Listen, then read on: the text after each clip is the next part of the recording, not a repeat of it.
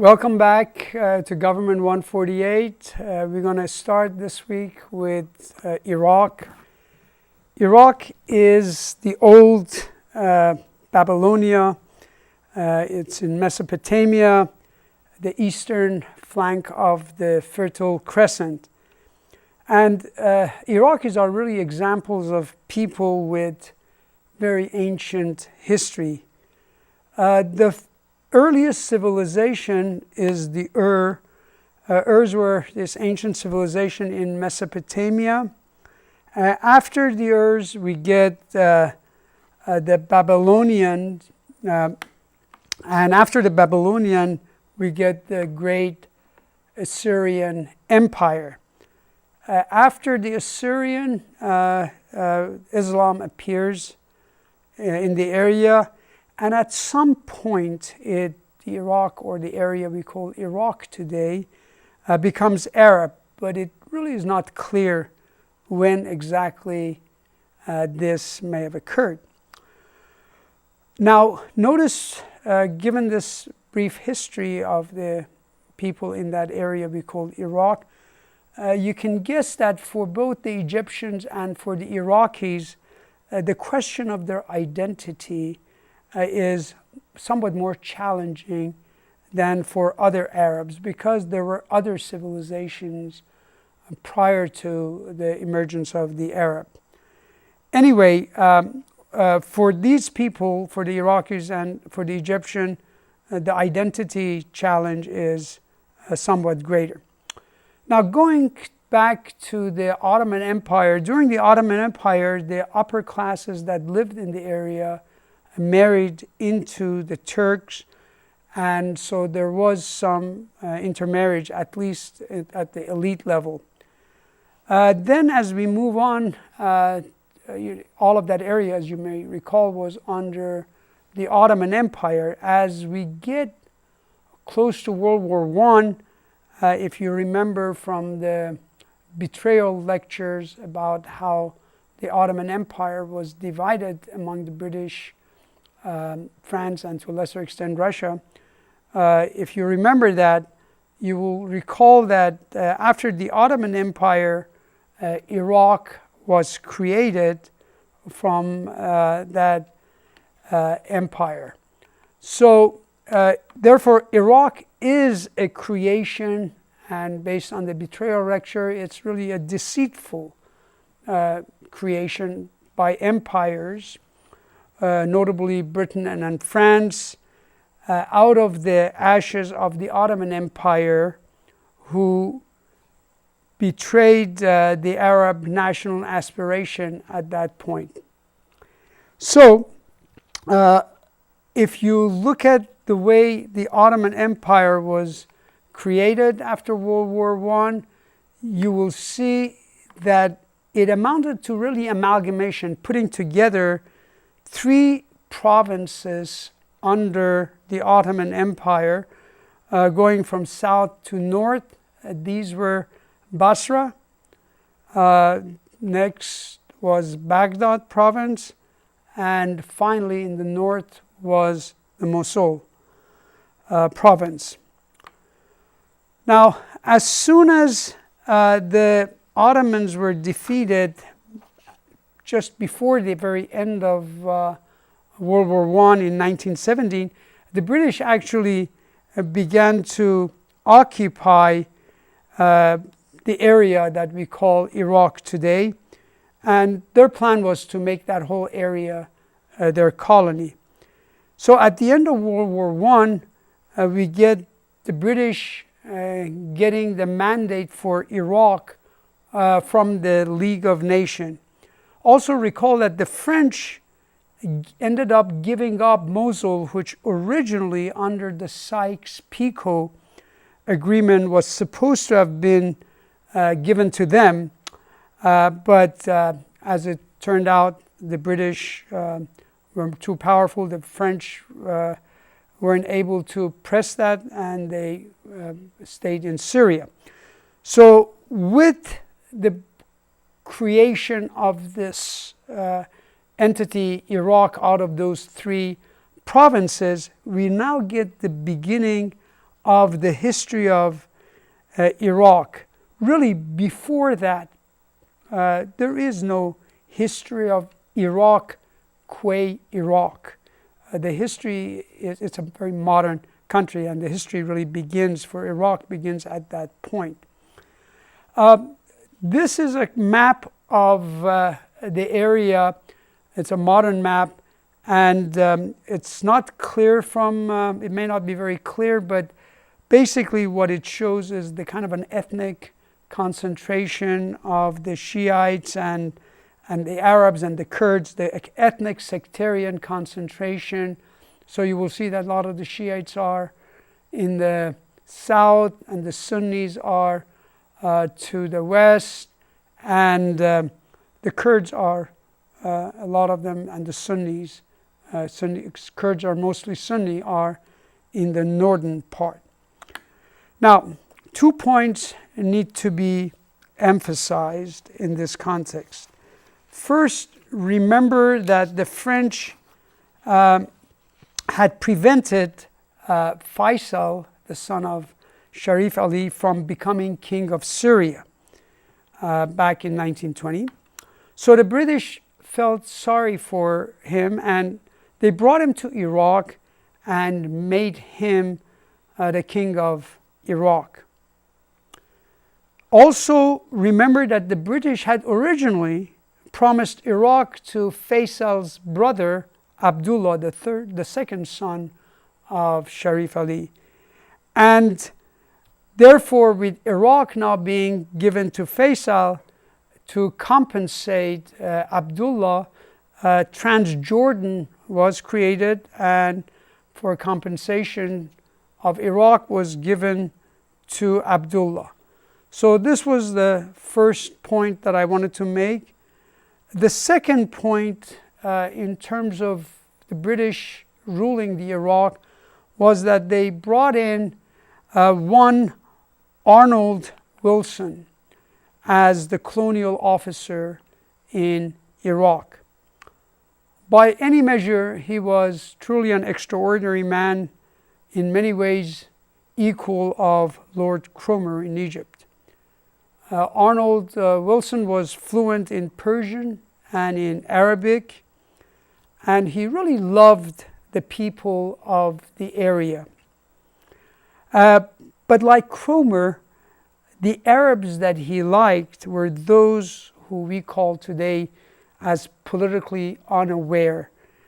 He wanted them really to remain childlike people, simple people, people that he could tutor to. So you can see a very strong paternalistic attitude that he brought with him. Wilson, like Cromer and like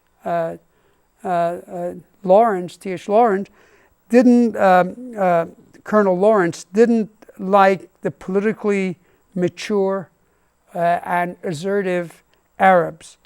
The kind of Arabs he wanted were the simple, nomadic, politically unsophisticated Arabs. So under Wilson, what we have is the beginning of British direct, formal rule. Remember, direct means there's a colonial officer in charge running the daily government, running the government, in fact, and the affairs. And formal means that they view it formally as their colony. So with Wilson, we have a most strong form of colonial rule being exercised in Iraq. Wilson did one more thing. In order to ensure the British domination of Iraq, for coercion, he relied on two overachieving minorities, the Assyrians and the Kurds. Now, as we should expect, if you recall taking this course, you should expect that these minorities, especially the Assyrians who are much smaller, are in for a massacre by the core majority in the future when the colonialists leave the area, because they helped the colonialists enforce repressive measure. So lo and behold, in 1927, the Assyrians are massacred by the Iraqis. The Kurds, their massacre doesn't take that form. The Kurds were just simply too numerous, too big to be dealt with that way.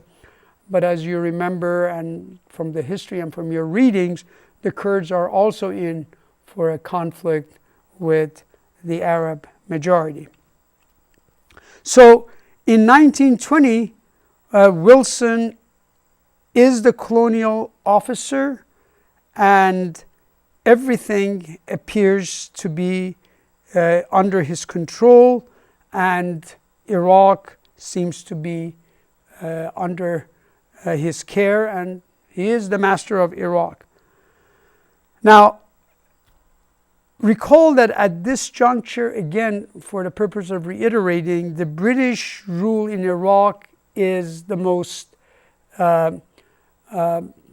direct way you can rule any nation. We call that direct formal.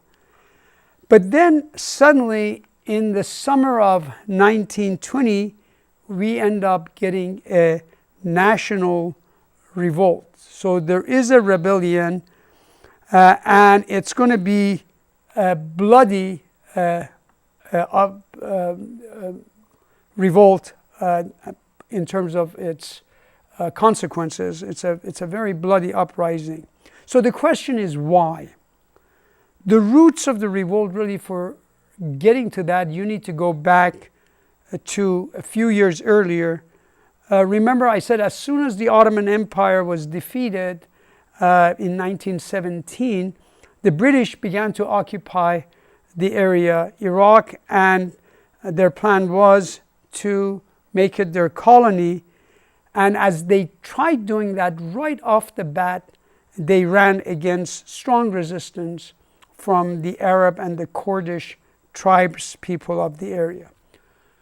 Also, another way to understand this, the causes or the provenance of this rebellion, is to realize that under direct formal colonial rule, almost everyone, the exception being the minorities that are cooperating with the colonialists, almost everyone hated the colonial regime. And this included even the traditional landowners and tribal chiefs, who are normally very conservative, and in a formal indirect rule, they probably would have cooperated with the colonial power. But under direct formal, which is really the most direct way you can rule any other nation, even the landowners and the tribal chiefs were strongly opposed to it. So by 1920, going back again, to 1917, there is a strong resistance to begin with.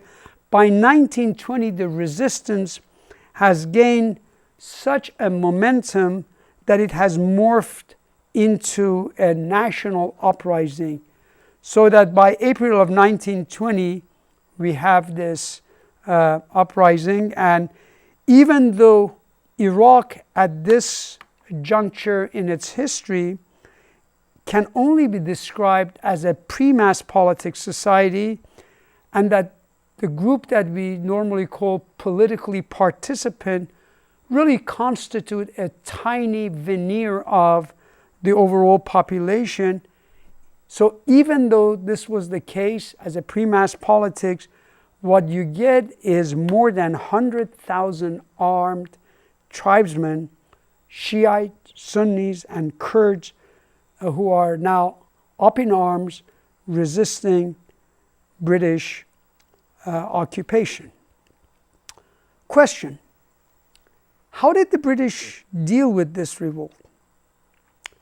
As we shall see presently, it was really a brutal, inhumane response that really borders massacre. To understand that, we need to provide a bit of context. During this period, at the end of World War the key decision makers for British policy in Iraq was none other than Sir Winston Churchill.